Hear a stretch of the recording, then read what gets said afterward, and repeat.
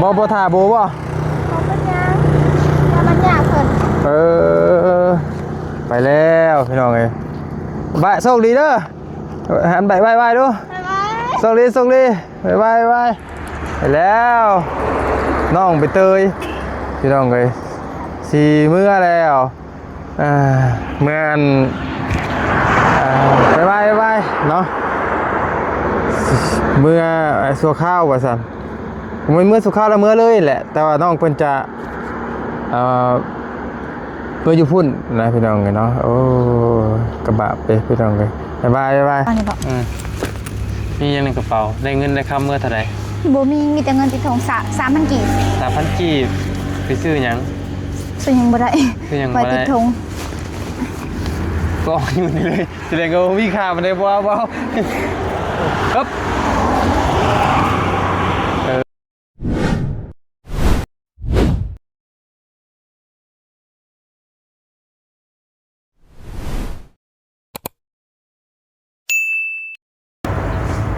พี่น้องเลยเนาะทักทายกับสบายดีและสวัสดีโอ้มาวันนี้ขึ้นดังเลยเนาะพี่น้องเลยขึ้นดังเรียบร้อย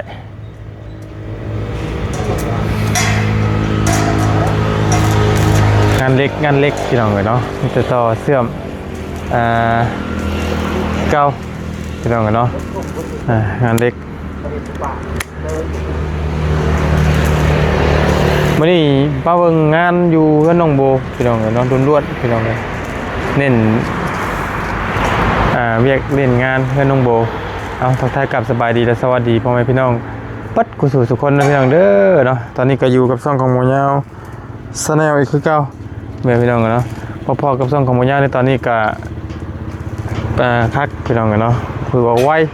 ขึ้นโค้งแป๊บเดียวพี่น้องเลยขึ้นโค้งขึ้นทางแป๊บเดียวเนาะ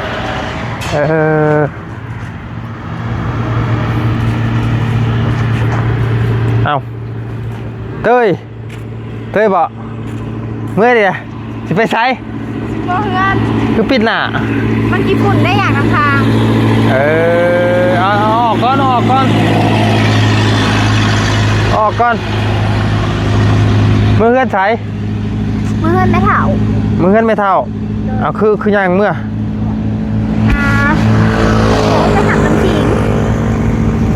โบไปฮับน้ำคิงเอาน้ำคิงไปโรงเรียนบ่น้ำคิงว่าได้ไปโรงเรียนตีเหมือนนี่มันไปตลาดบ่ไปซื้อได้กินบ่เอาจะสิพาไปไสไปเฮือนมาเฮือนเข้าเมื่อเฮ็ดเบี้ยเฮือนเมื่อทำความสะอาดบ่แม่นสิย่างเมื่อนี่ไก่บ่ไก่ให้ได้ป่ะนี่อย่างมันนั่นแหละเบ้าดีนะมันบ่ฮ้อนบ่หล่ะเพื่อจะสิฮ้อนนะฮ้อนจะได้เลยนะฮะฮ้อนจะได้นะย่างเมื่อประชันไม่กับบ่มีรถสิมาส่งกะ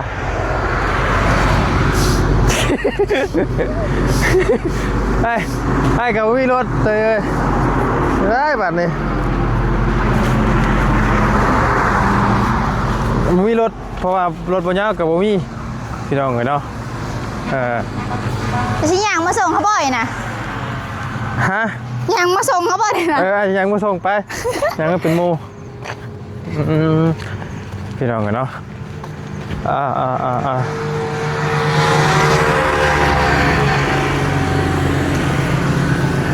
ปิดหน้าปิดตาเมื่อข้างในพี่น้องเลยเอาพี่น้องเลย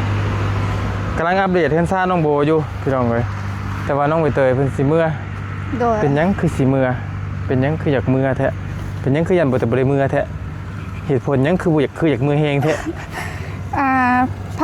าเนี่ยเผาไปใช้กระโหลกเดียดแท้เห็ดเวียกเงินเพราะว่าอยากทูเงินแต่เมื่อว่าแหละบริทูค่ะนะแต่เฝ้านั่งลงมานั่งนี่ก่อนนั่งนี่แต่นั่งลงส่งมาเปิดนะเพื่อนก็ยาเมื่อซาเกาพี่น้องเลยเนาะทั้งน้องใบเตยพี่น้องเลยเป็นกิน คือคนมาแต่ไทยเนาะเอออยากคือคนเมื่อแต่ไทยพี่น้องเอ้ยกำลังสิเมื่อเก็บเครื่องเก็บของว่าซั่นคือว่าสิเมื่อตั้งแต่กับบอบบี้ผู้มอดไทยอยู่บ่ เมื่อย เมื่อยจักคนเมื่อยอยู่จัง เอาพี่น้องเอ้ยมานั่งล้มกับน้องอยู่เดี๋ยวนี้ก่อนจักเล็กจักหน่อยเดี๋ยวจะเสพเพิ่นเมื่ออันที่เฮือนที่เจ้าสิเมื่อนั่นมองเฮือนพ่อแม่เจ้าบ่หรือกันแม่เฒ่า นั่นแม่เฒ่า ปกติน่ะเจ้าอยู่ไสปกติอะเนาะ ปกติตอนนี้ยังมาอยู่พี่บ่ เป็นแหละ โอ้นั่นแม่เฒ่า เอาน้ำแต่พอน้ำเมย์แล้วเจ้าได้ใช่ พอน้ำแม่ก็ออกไปหาเพิ่นอยู่ มีแต่ออกไปเยี่ยมเอาซื้อบ่ได้กินนะ โดย หลักๆตะกี้ก็เพิ่นอยู่ในไม่เท่าบ่ โดยตะกี้อยู่กัน3 คนเฮาตอนนั้นพ่อเฒ่ายังอยู่เลยเฮาแม่เฒ่าพ่อเฒ่าแล้วก็ลูกหลานเราวันนี้ลูกหลานเราไปไทยแล้วพ่อเฒ่าก็เสียแล้วยังเหลือแต่เฮา2 คนแล้วพอดีอ้ายเขามาอยู่นำก็เลยออกไปนอนเฮือนบัดนี้นะ โอ้ ออกไปนอนเฮือนอนามัยเฮือนแล้วก็พอดีพ่อผู้นี้เสียก็เลยมานอนพี่เป็น จะไปอยู่น้ำไม่เท่าจักปีแล้ว ปีปลายแล้ว ปีปลายแล้วแม่เท่านี่เป็นแม่ของ แม่เฮา เป็นแม่ของแม่เจ้าโอ้แล้วน่ะบ่ได้มีพายุเพื่อนบ่ตอนนี้ บ่ ผัวเราดิ เสียแล้ว คนเสียแล้วว่าไงมีแต่อยู่ผู้เดียวลูกเรามีจักคน ลูกเรามี10 คน ป้าโต แม่จะเป็นคนที่เท่าไหร่นะ แม่เฮาอาจจะเป็นเฮาก็บ่ฮู้ชื่อบ่ได้ประมาณ6หรือ7นี่แหละเฮาก็บ่ชื่อประมาณ5 6 7นี่แหละประมาณนั้น โดยพี่น้องเลยเนาะพอดีน้องๆเพิ่นก็น้องเพิ่นสิเมื่อทำความสะอาดเฮือนซ่านพี่น้องเลยแล้วก็ เมื่อทูเพื่อนแล้วก็เมื่อสักผ้าห่ม แล้วก็จะถามว่า น้องเพิ่นสิมาอีกบ่ก็จะมาพี่น้องก็ดึงมานะแต่ว่าอาจจะบ่ได้เห็นอยู่นี่ประจำนะเนาะอาจสิบ่เห็นเรื่อยๆนะแต่ก็เห็นคือเก่าแหละเนาะไปไสเด้แต่ก็อาจจะบ่ที่คือยกตัวอย่างคือสมมุติเนาะคือมันเลิกอย่างที่น้องเพิ่นก็อาจจะบ่ได้อยู่นำเนาะพอมันเลิกเด้ ถ้าซุ่มแล้วมีพ่อมีแม่มานำก็อยู่เลิกได้ คือสมมุติยกตัวอย่างน้องอาจจะอยู่ได้แต่ประมาณ 7 โมงประมาณนี้นะพี่น้อง โดย หรือว่า 6 โมงประมาณนี้นะอาจจะบ่ได้อยู่8 โมง9 โมงคือตะกี้แล้วเนาะแม่นบ่ โดย บ่ถือบ่ โดย ประมาณนั้น แล้วก็กลับที่เมื่อโอ้เจ็บรถเลย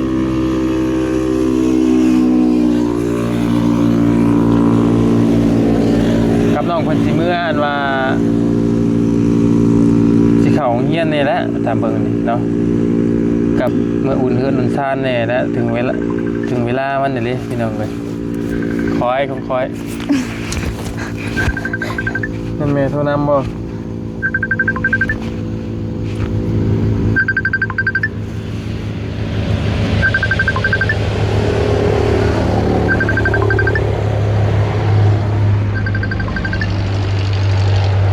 สบายดีโดย ก็ความเคยเรือได้บ่ ผมเสียได้ไหนเนาะเจ้า ค่อย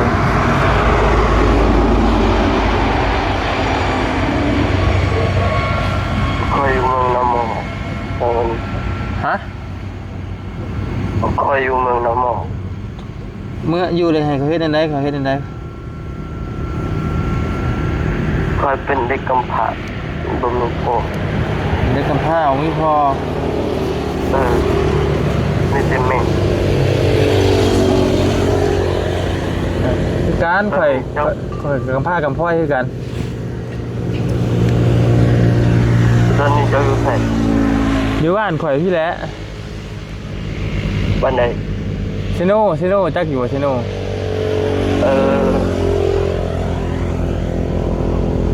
เจ้าผู้บ่เมืองน้ำหมอกเพิ่นไส บ่จักเจ้า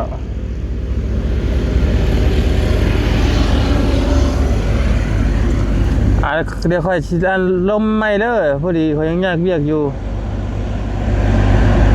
อ่า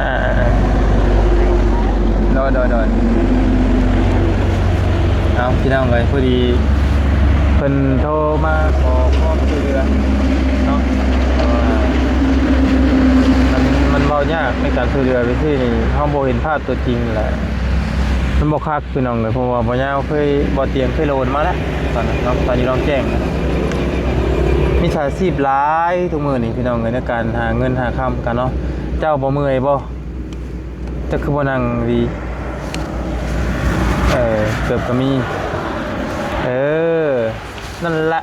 มียังในกระเป๋าระบ้าผมดูฮะ ป้อนนี่บอก มียังในกระเป๋าได้เงินได้ค่าเมื่อเท่าไหร่ โบมีแต่เงินติดทง3,000 กีบ 3,000 กีบไปซื้อยัง ซื้อยังบ่ได้ ซื้อยังบ่ ไว้ ได้ ติดทง ก็อยู่นี่เลยแสดงว่ามีค่ามันได้บ่าวครับ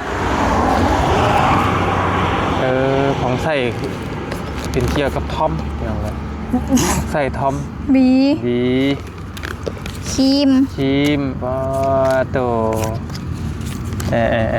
ครีม เบิดเท่าไรไปยืดผมเมื่อวานเลย 470,000เพราะว่าคิดอยากยืดแต่ปีกายนี่แล้วเพราะว่าผมมันฟูแฮงคือไปน้ำหมูหมัดทางหมาแล้วนี่ฮะนะไปมาทางหมาไปปล่อยอะไรอ่ะแล้วผัดหมาบ่ได้ผัดตากลมแบบแล้วมัน4,000กัน เข้าใจอยู่เนาะเขาก็คือเรื่องธรรมชาติผู้หญิงคือทำไงเนาะก็ตัดเสือละงามเป็นเรื่องปกตินางอยู่ริมถนนนะพี่น้องเด้อทางน้องเพิ่นมาเที่ยวเมื่อเงินเมื่อซานพอดีเพิ่นเฝ้าเมื่อทำความสะอาดเพิ่นซานน้องโบไปตลาดที่บอกซื้ออย่างบุนั่นเครื่องก็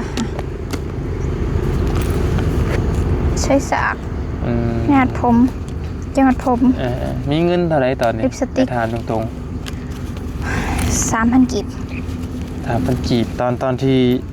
อันเรื่องนี้เรื่องสินเจ้าได้พอใส่แล้วตอนนี้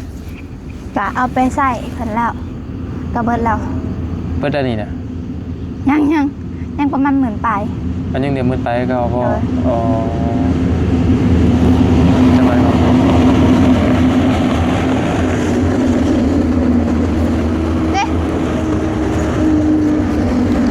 กำลังมี3,000 กีบเนาะบัตร ATM กับบ่มีเงินมีคำว่า ATM ผู้ธรรมดาเลยนะเธอเอาไปเฮ็ดเวียกแล้วบริษัทเพิ่นเปิดให้ได้บัตรมานำบัตรอันพัฒนาบ่ธนาคาร LDB Bank พัฒนาลาวโอเคอันน่ะนี่เจ้านั้นบัตรแล้วเนาะแต่เมย์เองให้ใช้เท่าไรตอนนั้นน่ะ3-4 แสนเจ้าก็ได้เงิน3-4 แสนนึงมาใช้ตอนนั้นกระบะไอ้เราก็เด้อแล้วคือว่าเห็นไห้2 มื้อเลยเจ้าไห้เฮ็ดหยังไห้เป็นห่วงพอเป็นห่วงแบบไรล่ะเพิ่นมันเป็นแบบไรแบบคิดเห็นตัวอย่างคือพออนาโบนี่แหละแบบคือไปขับมาเด้อค่ะเด้แบบไปเช้ามาเด้อมาขับนะ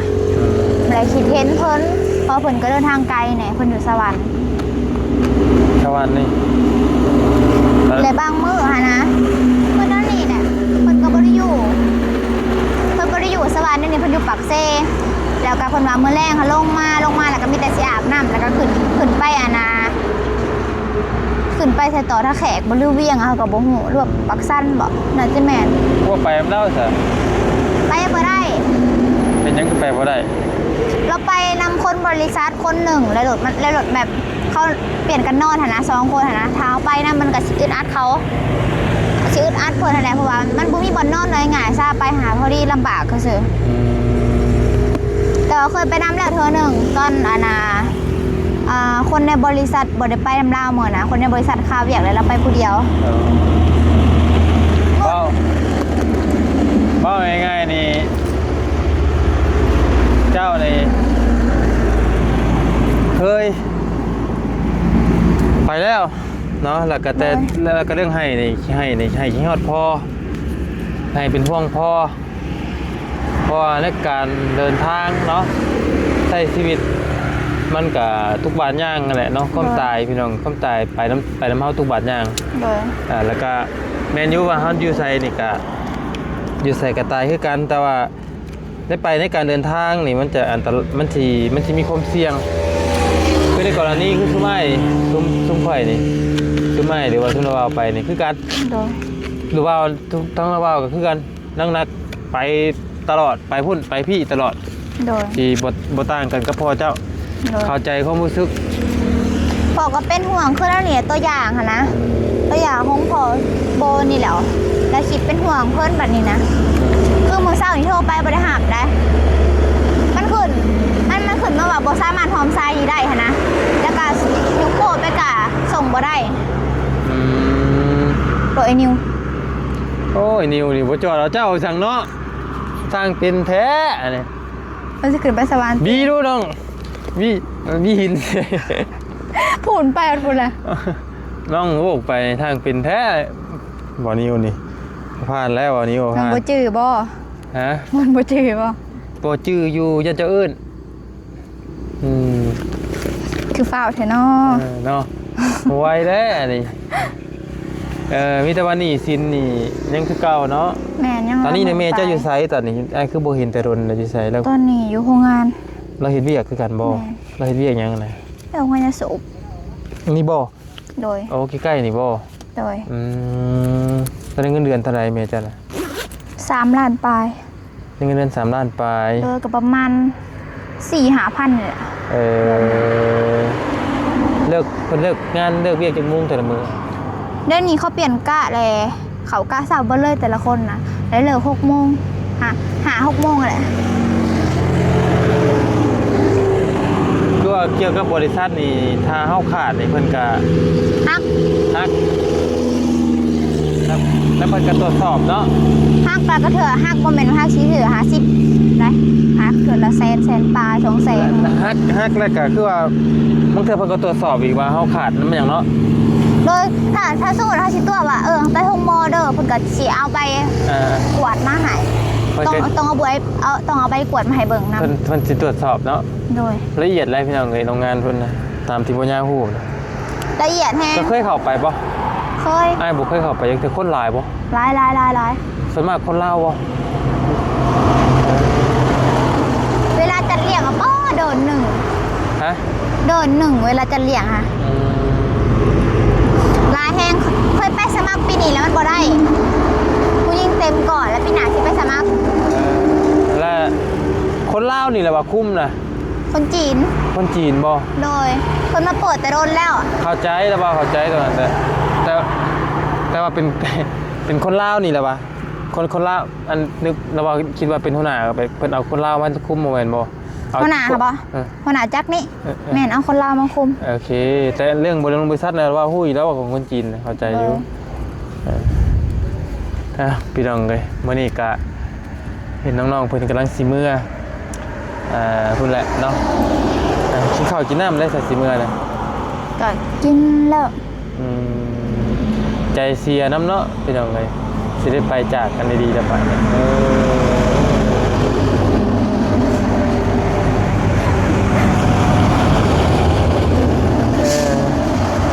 ก็เป็นตัวห้าพี่น้องเนาะนำน้องไปเตยก็เป็นตัวห้าตัวสีสันในคลิปไปสั้นซะพี่น้องเลยเนาะตัวบ่มีคุณค่ากระเมนพี่น้องบ่มีคนเอากระเมนบ่มีคนสนใจ คำว่าเตยผมไม่เคยสนใจเมื่อมีอยู่บ่ มีคนคุยหรอบ่ตอนนี้ กะเสร็จ แชท ซื่อ แชทชื่อ เขาเสร็จมาก็ตอบตามมารยาท จักปีคนอยู่โรงเรียนบ่คนมาทาง คน อื่น อยู่ไกล คนอยู่ไกลไกลซ้ำใด แค่คำมวน ป้าโตผู้ว่าเฒ่าจักบ่ บ่15กับ10 78 นักเรียนด้วยกันบ่ จบแล้ว โอเคนั่งอยู่นี่พี่น้องเลยเนาะได้น้องสิเมื่อได้บ่สิย่างออกเมื่อได้บ่แต่เจ้าได้ โดย บ่มีรถมาส่ง บ่เป็นหยัง บ่มีรถแล้วว่าก็บ่มีรถทางล่างเนาะเอาในนั้นแหละอ้ายบ่ได้มีหยังส่งให้เลย โดย มันก็บ่ได้ไกลเด้ก็สิกลับมาอยู่ที่ กลับมาก็สิได้เห็นข่าวๆบางคลิป แต่ว่าทีมงานไปแวะไปดินน้ำได้อยู่บ่ ได้ตลอดมีแต่ว่าสิไปกะซึ่งเหมือนโบมานำหนนะกะหาโบเสร็จบอกว่าสิลงมาเด้อสิไปแวะลิดนำนะก็สิได้เตรียมของกินยังของกินของอยากไว้ท่าเตรียมน้ำเตรียมใน เต็มน้ำเต็มใน เลย โอเคไม่ยากหรอกพี่น้องเอ้ยถ้ามีโอกาสก็ไปไม่ยากหรอกฟังเบิ่งให้เจ้าทำความสะอาดเฮ็ดซานแล้วพุ่นแหละ แล้ว เอ้าสิเมื่อทำความสะอาดหรือได้ไรนี่ โบไม่ได้เงินไม่เถาหาแล้วบ่ได้ย่างเงินไม่เถา เพราะมันก็มีคนอยู่เนาะ โดยแต่ว่าเฮือนเราเองค่ะมีแต่เมื่อทุกเฮือนอะไรก็เมียนภายนอก โอเคอันนั้นแหละเถอะมีแต่เราบ้าไม่ได้ส่งอย่างไร โดยว่าเป็นอย่าง คนส่งทางไหมพี่น้องเลยว้าวมันมีเงินไหม บ่เป็นหยังขอโมขอบใจหลาย ขอบใจเรื่องยัง ฮะ ขอบใจเรื่องยัง ก็ขอบใจที่ผ่านมาที่อ้ายทีมงานซอยเรือหาแหละเด้อ โอเค ขอบใจหลาย ก็คือสีไปบุญนาเห็นตากันตรนแล้วซึ่งแน่วันนี้โอ้คือสีห้องสีให้นำให้แม่ให้ไปสับมาไม่เบามาไม่เลยเบามาโอเคไปยัง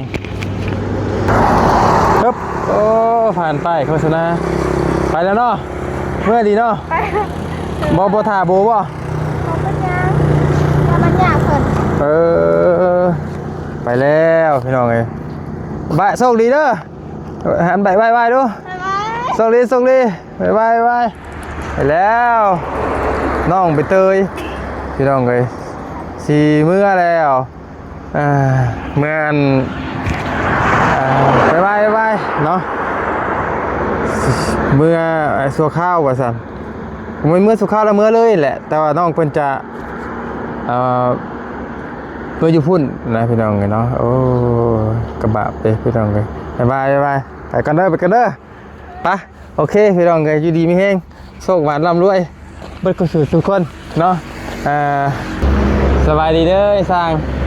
สบายดีไวขนาดเนาะพงเด็กนี่พี่น้องเลยแป๊บเดียว โอ้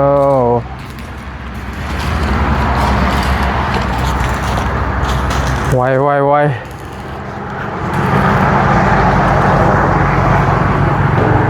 ครับ นี่มันเป็นอะไรนะ บ่ไรแล้วเอาพี่น้องก็ดีไม่แห้งเพื่อนซานน้องโบประมาณนี้เนาะขอบคุณหลายพี่น้องไงผมยังไลน์ที่นี่คุยกับน้องใบเตยพี่น้องไงทั้งมาเจ้าเองก็จะจบคลิปปิดคลิปตอนเนาะดีไม่แห้งส่งมาน้ำด้วยขอบคุณ